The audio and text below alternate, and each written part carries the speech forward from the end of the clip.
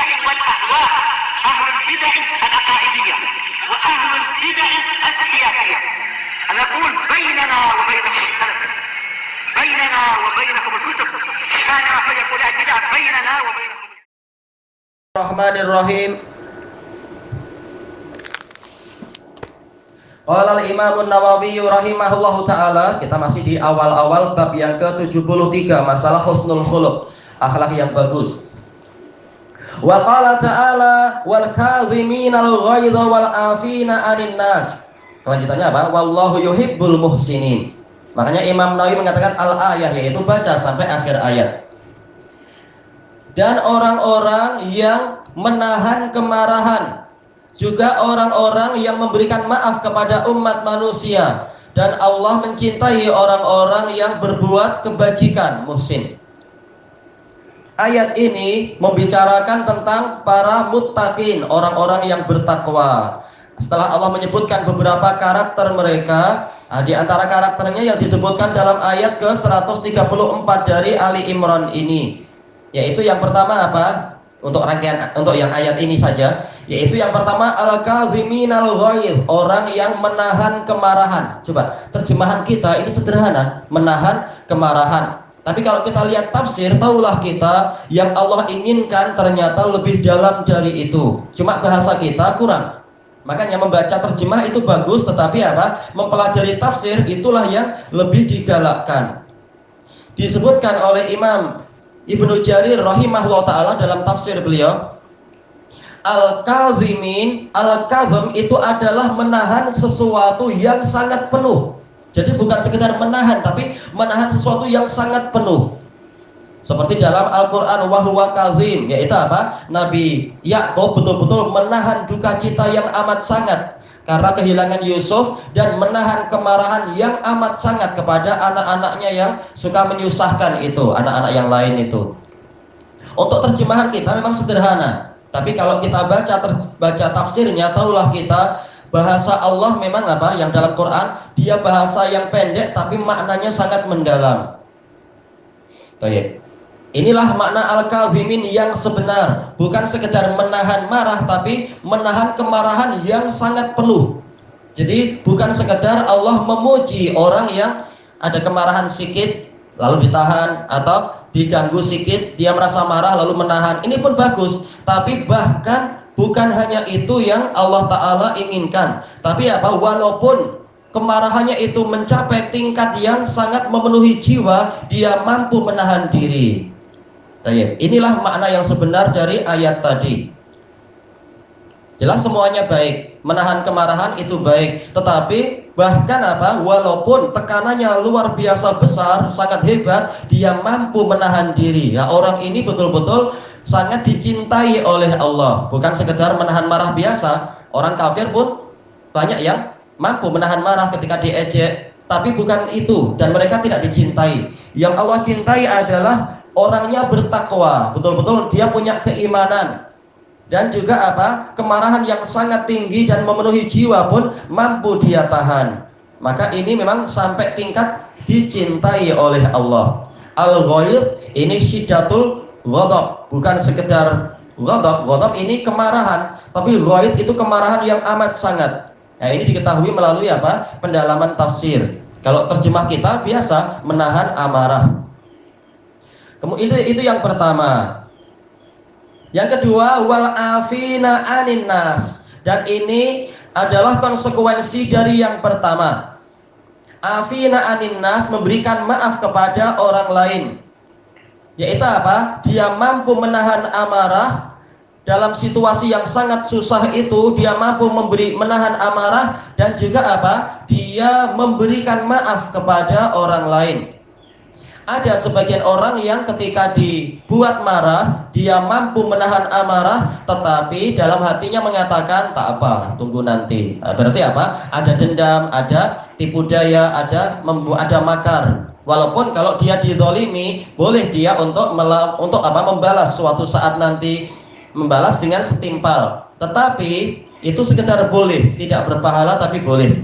Cuma yang berpahala dan Allah cintai adalah ini. dari satu sisi dia mampu menahan amarah, tidak melampiaskannya dan tidak menampakkannya pada orang lain, tetapi juga apa?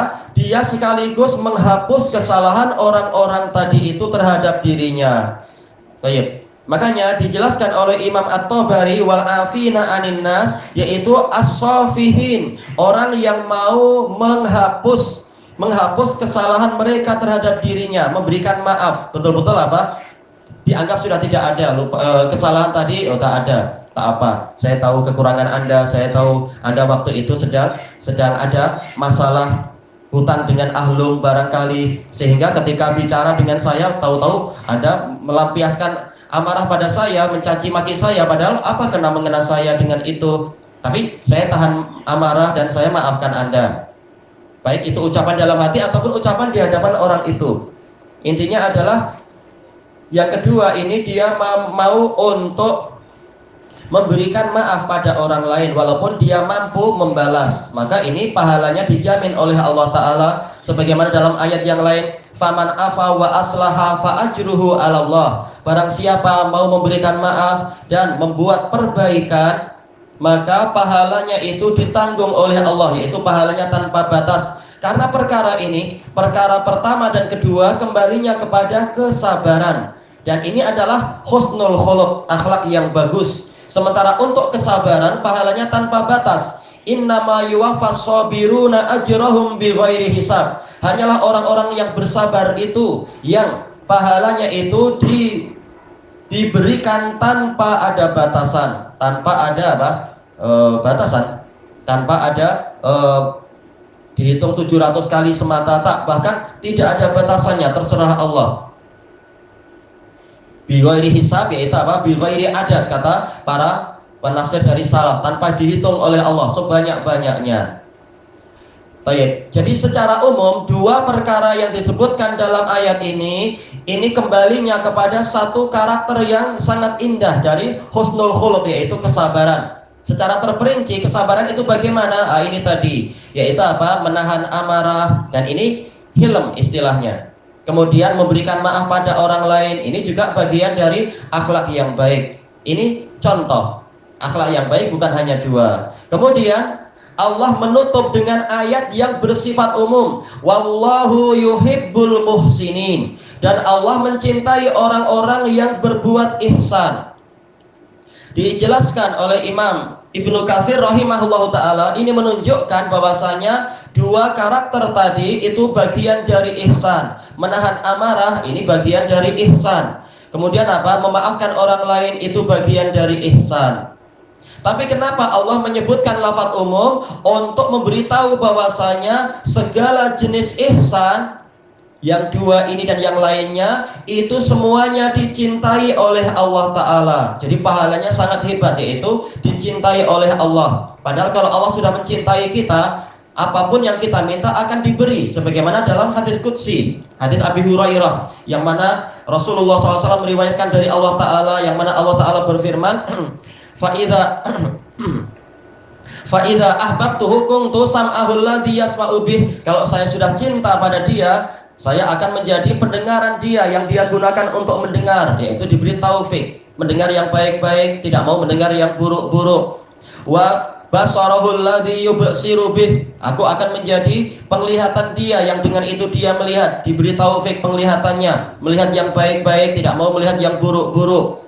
Wa yadahul lati yabtishu biha. Aku menjadi tangan dia yang dia gunakan untuk menggenggam, yaitu tangannya hanya dipakai untuk yang baik-baik, bukan untuk yang buruk-buruk, diberi taufik. Wa rijlahul lati yamshi biha. Dan aku menjadi kaki dia yang dengan itu dia melangkah, hanya melangkah ke yang baik dan tidak melangkah pada yang buruk-buruk. Baik. Fa idza sa'alani la'u'tiyannah. Kalau dia meminta sesuatu kepadaku, pastilah aku memberikan itu pada dia. Wa inista'adzani la'u'idzannah. Jika dia minta perlindungan kepadaku, pastilah aku akan memberikan perlindungan kepada dia.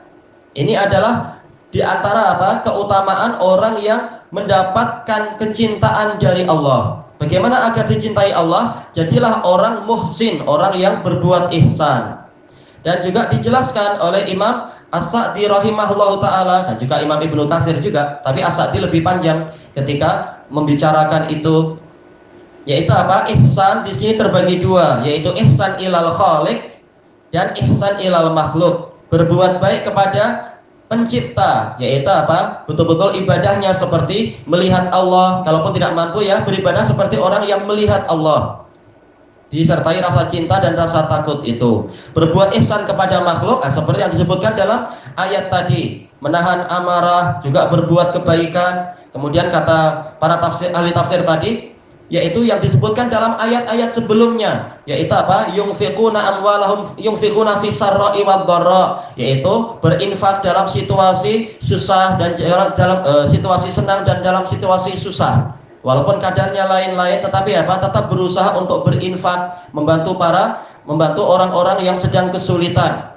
Dan sedekah tidak hanya berupa harta, boleh jadi berupa nasihat, boleh jadi berupa bantuan tenaga, boleh jadi berupa yaitu apa? Kalau orang sedang mengalami musibah, maka kita ikut mendoakan yang baik, memberikan hiburan, tidak tinggal diam dan seterusnya. Walaupun dengan ucapan yang baik-baik, itu pun bagian dari sedekah, membantu meringankan beban dia, membantu menyegarkan dan melonggarkan kesulitan dia dan seterusnya. Ini semua bagian dari ihsan, dan dikasih contoh banyak sekali oleh Imam As-Sa'di tentang contoh ini, tentang apa? Masalah ini. Dan ini semua bagian dari husnul khuluq, dari akhlak yang baik. Ilahuna wallahu a'lam.